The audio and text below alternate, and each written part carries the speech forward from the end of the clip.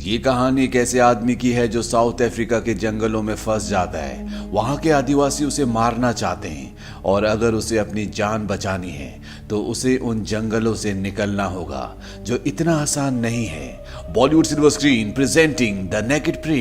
ये South Africa की 19वीं शताब्दी के शुरुआती दौर की कहानी है, जब साउथ अफ्रीका के बहुत बड़े हिस्से में आदिवासी रहा करते थे। इस वक्त यहाँ पर गरीबी, भूख और लाचारी थी।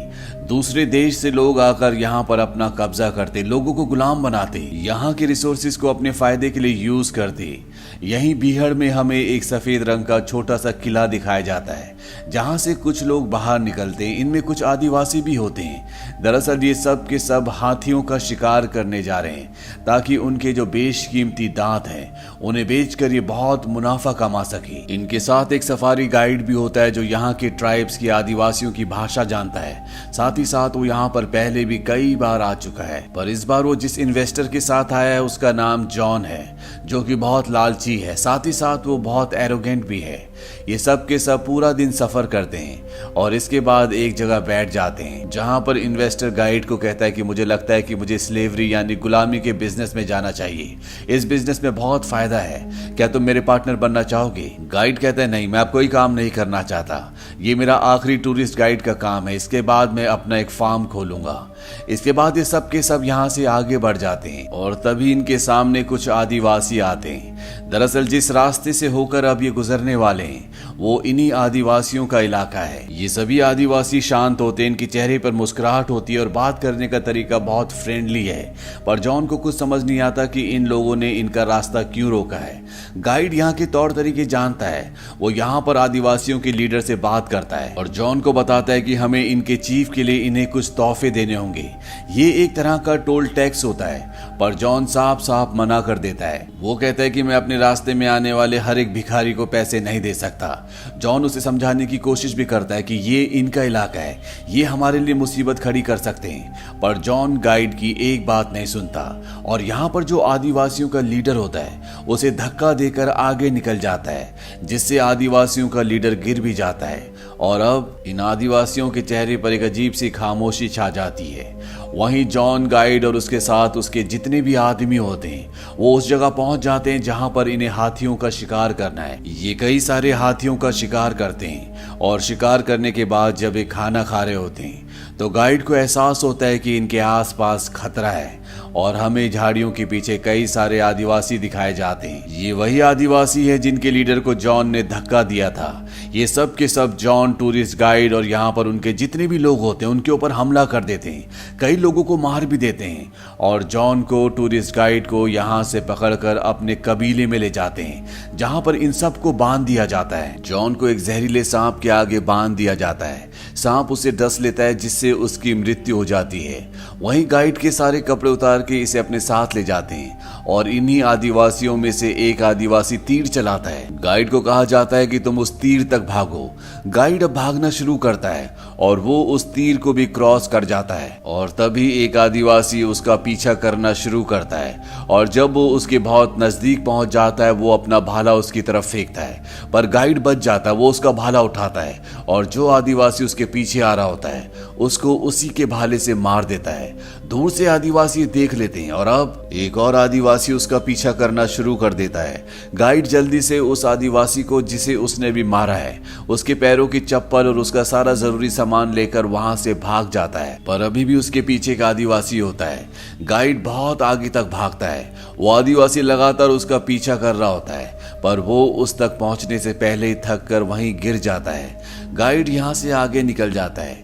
उसके पैरों में जो चप्पल होती है वो हर्ट कर रही होती है, इसीलिए उसके पास जो जानवर की खाल के नरम कपड़े होते हैं वो उसे अपने पैरों के नीचे लगा लेता है और यहाँ से आगे बढ़ जाता है। वहीं दूसरी तरफ दिखाया जाता है कि एक और आदिवासी उसके पैरों के निशानों से उसका पीछा कर रहा होता है। गाइड देख लेता है कि वो उस तक पहुंचने वाला है। गाइड वहीं कटीले पेड़ों के पीछे छुप जाता है। वो आदिवासी जो उसका पीछा कर रहा था वो पेड़ों के पीछे उसके पैर को देख लेता है और धीरे धीरे उसकी तरफ बढ़ना शुरू करता है। पर तभी दिखाया जाता है कि गाइड पीछे से आता है। दरअसल उसने अपने पैर की जो चप्पल होती है वो जानबूझकर इस तरह से रख दी थी ताकि आदिवासी को लगे कि वो उस कटीले पेड़ के पीछे है। और जब वो धीरे धीरे आगे बढ़ रहा होता है गाइड पीछे से आकर उसे भी मार देता है। पर गाइड को यहाँ पर खतरा सिर्फ आदिवासियों से नहीं है, यहाँ पर बहुत खतरनाक जानवर भी होते हैं, साथ ही साथ वो भूखा भी है। इसीलिए वो एक जंगली पक्षी को मारने की पकड़ने की कोशिश करता है पर वो उसे पकड़ नहीं पाता। गाइड किसी भी कीमत पर इस जगह से बाहर निकलना चाहता है, इसीलिए वो पूरा दिन और यहाँ तक कि अंधेरा होने पर भी चलता रहता है। पर जब वो बहुत ज्यादा थक जाता है तो जंगल में भूखा ही एक जगह सो जाता है। वहीं दूसरी तरफ दिखाया जाता है कि आदिवासियों का एक ग्रुप जो कि अंधेरे में जंगल में बैठा हुआ है। दरअसल गाइड ने इनके लोगों को मारा है, इसीलिए किसी भी कीमत पर ये उसे ढूंढकर मारना चाहते हैं। अगली बार एक बार फिर से सभी आदिवासी गाइड का पीछा करना शुरू करते हैं। ये उसके पैरों के निशानों को फॉलो कर रहे होते हैं। वहीं दूसरी तरफ गाइड को दिखाया जाता है जिसे एक हिरन बैठा हुआ दिखता है। वो अपने भाले से उस पर वार करता है जिससे वो पूरी तरह से घायल हो जाता है। पर जब वो उस जगह पहुंचता है तो वो देखता है कि उसके शिकार को बब्बर शेर ने पकड़ लिया है, यानी कि उसका शिकार उससे छिन चुका है। इसीलिए उसे भूखे पेट ही आगे बढ़ना पड़ता है। आगे उसे एक नदी मिलती है और जब वो वहां से पानी पी रहा होता है तभी उसे आदिवासियों की आवाज आती है जो उसके आसपास ही होते हैं। वो जंगल की तरफ भाग जाता है।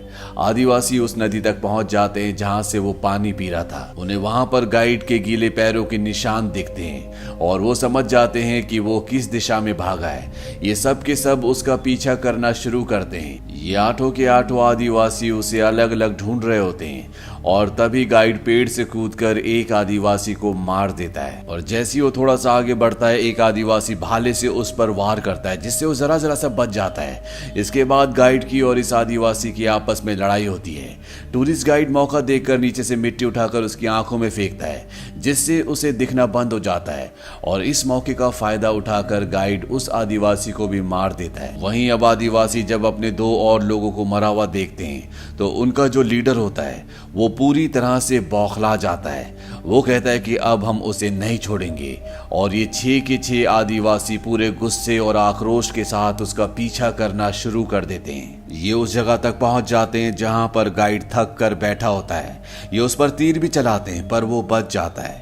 गाइड यहाँ से आगे भागता है और इससे पहले कि आदिवासी उस तक पहुंचते वहां पर जो रास्ता होता है गाइड वहां पर एक बहुत बड़ी आग लगा देता है जिससे आदिवासी उस तक नहीं पहुंच पाते। उन्हें घूम कर वहां आना पड़ेगा। गाइड को ऐसा लगता है कि पहली बार उसने इनसे विजय हासिल की है, इसीलिए वो बहुत खुश होता है। गाइड यहाँ से आगे बढ़ता और रात होने पर वो एक पेड़ के नीचे सो जाता है। अगली सुबह वो वहीं पेड़ के नीचे छोटे छोटे पौधों की जड़ों को खाता है जो उसे डाइजेस्ट नहीं होती और उसे वॉमिट हो जाती है। वहीं दूसरी तरफ 6 आदिवासियों को दिखाया जाता है जिनमें से एक अब आगे नहीं बढ़ना चाहता, यानी कि वो गाइड का पीछा नहीं करना चाहता। इस बात से इनका जो लीडर होता है वो गुस्सा हो जाता है और उसे भाले से मार देता है, यानी कि अब ये 5 बचे जो गाइड का पीछा कर रहे होते हैं। पर अब गाइड इनकी नजरों से ओझल हो चुका है, इसीलिए इनमें से एक बहुत ऊंचे पेड़ पर चढ़ता है और वहां से वो दूर तक देखता है। उसे गाइड दिख जाता है। इन्हें पता है कि गाइड कहाँ है। वहीं गाइड को दिखाया जाता है जो अपनी बोतल से पानी पीने की कोशिश करता है पर अब उसका पानी खत्म हो चुका है। उसकी हालत बहुत ज्यादा खराब है और वो उसी हालत में एक बीहड़ से होकर गुजरता है। उसे पता ही नहीं चलता कि जिस रास्ते से वो जा रहा है वहां नीचे सैकड़ों सांप है।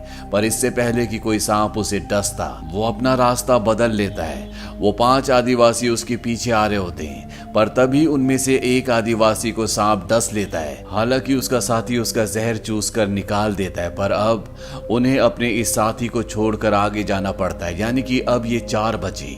वहीं गाइड पूरी तरह से अधमरा हो चुका, वो एक जगह गिर जाता है और तभी उसके सामने जो मरे हुए जानवर की खोपड़ी होती है उसके अंदर से एक सांप निकलता है जिसे वो मारकर खा लेता है।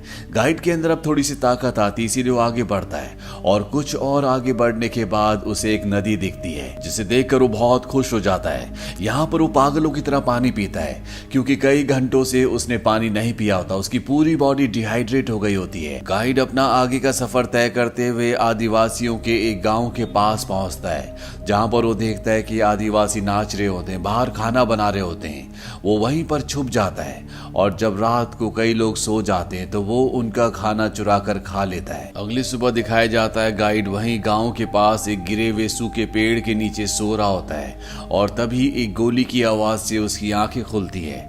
वो देखता है कि आदिवासियों के गांव पर किसी ने हमला कर दिया है। दरअसल ये वो लोग होते हैं जो आदिवासियों को पकड़ कर ले जाते हैं और हमेशा के लिए अपना गुलाम बना लेते हैं। गाइड छुपता हुआ एक दूसरी जगह पर जाता है जहां पर वो देखता है कि एक छोटी सी बच्ची उन्हीं लोगों से छुपी हुई है जो लोग यहाँ पर इन्हें बंदी बनाने के लिए आए हैं। गाइड भी उस बच्ची के साथ वहीं पर आसरा ले लेता है, पर तभी उसे एहसास होता है कि वो लोग जो यहाँ पर आदिवासियों को बंदी बनाने के लिए आए हैं वो इन्हें ढूंढते हुए इन तक पहुंचने वाले हैं। गाइड वहां से भागना शुरू करता है और वो लोग जो यहाँ पर आदिवासियों को बंदी बनाने के लिए आए हैं वो गाइड को देख लेते हैं, वो उसका पीछा करना शुरू कर देते हैं। तभी हमें दिखाया जाता है कि वो 4 आदिवासी जो गाइड को मारना चाहते हैं वो भी दूर से छुपकर उसे देख रहे होते हैं, पर ये चारों आदिवासी सामने नहीं आ सकते क्योंकि ये जानते हैं कि अगर ये सामने आए तो इन्हें भी गुलाम बना लिया जाएगा। वहीं गाइड उनमें से कुछ लोगों को मारकर वहां से भागने में कामयाब हो जाता है, पर अभी भी वो लोग उसे गुलाम बनाने के लिए उसका पीछा कर रहे होते हैं। इसीलिए गाइड को एक नदी में कूदना पड़ता है जिसका बहाव बहुत तेज होता है। गाइड उस तेज पानी में लगातार बह रहा होता है।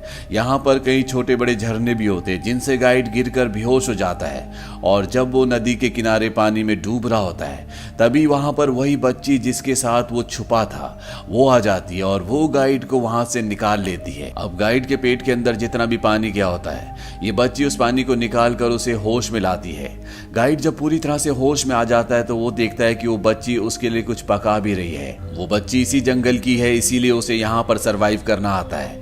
वो भी उन लोगों से छुप रही है जो यहाँ पर लोगों को गुलाम बनाने के लिए आए। ये दोनों यहाँ पर कुछ खाने के बाद आगे के सफर पर निकल जाते हैं। वो बच्ची भी गाइड के साथ जाती है, दोनों के दोनों गाना गाते हैं, गाइड अपनी भाषा में और वो बच्ची अपनी भाषा में। ये दोनों एक दूसरे के साथ बहुत अच्छा वक्त बिताते हैं। 1-2 दिन साथ चलने के बाद वो बच्ची रुक जाती है क्योंकि वो अपने गांव की सरहद को पार नहीं करना चाहती। वो बच्ची वहां से वापस चली जाती है और गाइड अब अपने रास्ते आगे निकल जाता है। कुछ दूर जाने के बाद उसे अपना वो किला दिख जाता है जहां पर उसके लोग हैं। गाइड को देखकर बहुत खुशी होती है और वो वहीं पर घुटनों के बल बैठ जाता है। उसे लगता है कि वो अपने घर पहुंच चुका है, पर तभी उसके पास एक तीर आकर लगता है और जब वो पीछे मुड़कर देखता है तो वो देखता है कि वो 4 आदिवासी जो उसे मारना चाहते हैं वो बड़ी तेजी से उसकी तरफ बढ़ रहे होते हैं। गाइड एक बार फिर से भागना शुरू करता है, पर इससे पहले कि वो अपने किले तक पहुंचकर सुरक्षित हो पाता वो थक कर चूर हो जाता है और वहीं पर गिर जाता है। वहीं पीछे से एक आदिवासी भाला लेकर उसकी तरफ बड़ी तेजी से बढ़ रहा होता है, जबकि 3 आदिवासी झाड़ियों के पीछे छुपे होते हैं क्योंकि किले के पास जो गार्ड्स होते हैं उन्होंने गाइड को देख लिया होता है और वो लगातार उस तरफ गोलियां चला रहे होते हैं। वो एक आदिवासी जो गाइड को मारना चाहता है वो उस तक पहुंच जाता है, वो अपना भाला उठा लेता है, पर इससे पहले कि वो गाइड को मारता उसे गोली लग जाती है और वो मर जाता है। वहीं झाड़ियों के पीछे 3 आदिवासी समझ चुके हैं कि गाइड अब उनकी पहुंच से बहुत दूर जा चुका है। गाइड अपने घुटनों के बल बैठकर उन्हें हाथ हिलाता है और उनका सरदार भी हाथ हिलाकर वहां से निकल जाता है। यहाँ पर गार्ड्स आते हैं और गाइड को अपने साथ किले के अंदर ले जाते हैं और इसी के साथ ये कहानी यहीं पर खत्म हो जाती है। ये फिल्म सन 1965 में रिलीज हुई थी। IMDb पर इसकी रेटिंग है 7.3। इस फिल्म को ऑस्कर में बेस्ट ओरिजिनल स्क्रीन प्ले के लिए नॉमिनेशन भी मिला था। उम्मीद करते हैं कि सर्वाइवल कहानी आपको पसंद आई होगी।